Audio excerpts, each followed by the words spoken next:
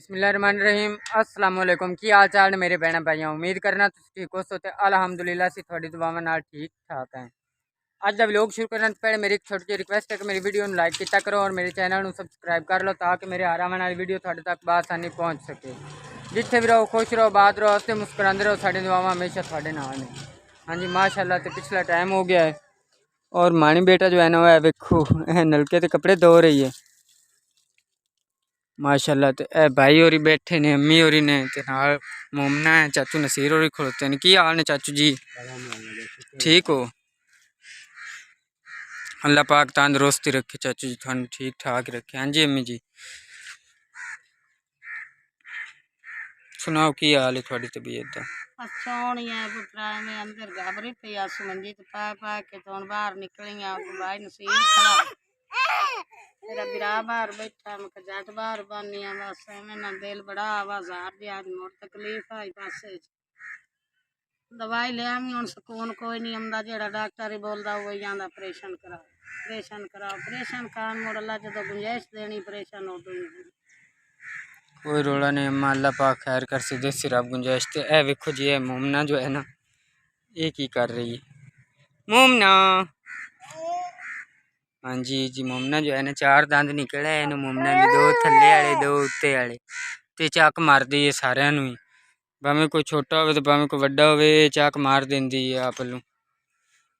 हाँ जी तो हुण जो है ना हुण चलने अपन जनाज गाह चल के वेखने भी की सूरत हाल है जनाज गाह की, क्योंकि चंद दिन पहले तो सफाई की है, सारी सफाई की है जनाज गाह की। तो हुण चल के वेखने क्योंकि चाचू नसीर होरी जो है ना वो आंदे ने भी यार वो तू हट के मतलब सफाई कोई नहीं की। मैं क्या चाचू जी मैं तो सफाई सारी कर दी है। तो चाचू नसीर आंदा भी फिर गाह वगैरह या तला तुला जो है ना वो मुड़ होया खुड़ता है उत्थे विच जनाज गाह दे।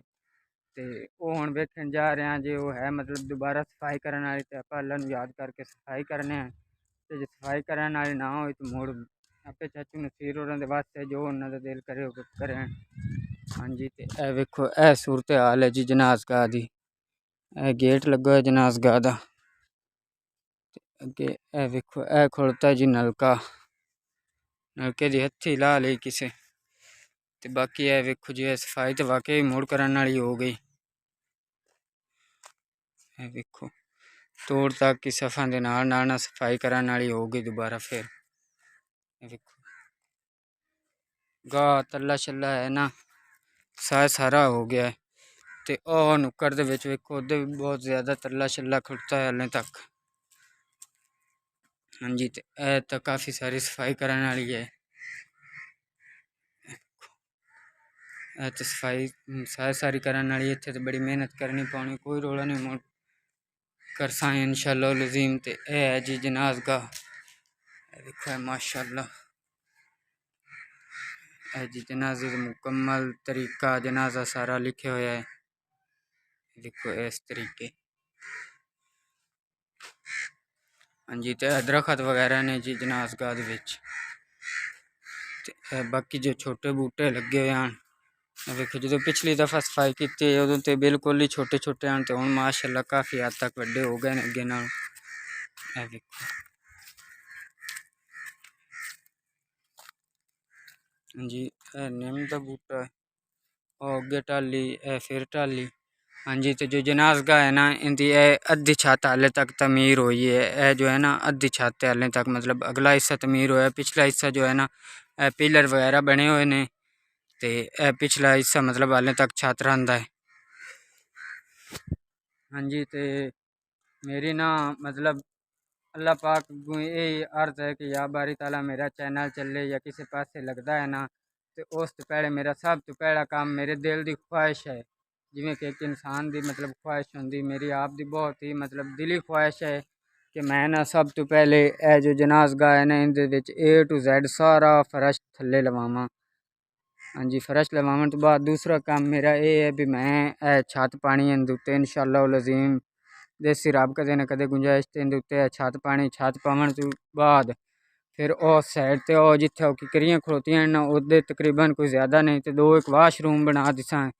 वाशरूम बना के ते नाल उन्हां दे मतलब अग्गों वज़ू खाना बना दिसा, टूटियां शूटियां ला दिसा। ਤੇ ਟੂਟੀਆਂ ਛੂਟੀਆਂ ਲਾਵਣ ਨਾਲੇ ਵੀ ਜਿਹੜੇ ਵੀ ਹੁੰਦੇ ਨੇ ਜਨਾਜ਼ਾ ਪੜ੍ਹਨ ਆਵਾਮ ਉਹ ਕੋਈ ਇੱਥੇ ਵਜ਼ੂ ਕਰਦਾ ਹੈ, ਕੋਈ ਉਹ ਪਿਛਲੇ ਨਲਕੇ ਤੇ ਕਰਦਾ, ਕੋਈ ਦਰਬਾਰ ਵਾਲੇ ਸਾਹਮਣੇ ਤੇ ਜਾਂ ਦਰਬਾਰ ਤੋਂ ਪਰਲੇ ਨਲਕੇ ਤੇ। ਇਸ ਤਰੀਕੇ ਵਜ਼ੂ ਆਵਾਮ ਨੂੰ ਕਰਨਾ ਪੈਂਦਾ ਹੈ। ਅਗਰ ਇੱਥੇ ਵਾਸ਼ਰੂਮ ਬਣ ਜਾਵਣ ਤੇ ਟੂਟੀਆਂ ਲੱਗ ਜਾਵਣ ਤੇ ਚਲੋ ਇਹ ਮੁਸੀਬਤ ਤੇ ਮੁੱਕ ਜਾਸੀ ਨਾ।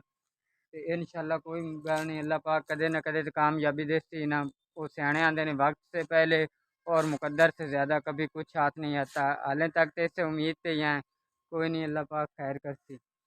हाँ जी, तो माशाल्लाह इनका जो काम मैंने ये भी एक दो दिन विच करने हैं इंशाल्लाह, अल्लाह पाक खैर करसी।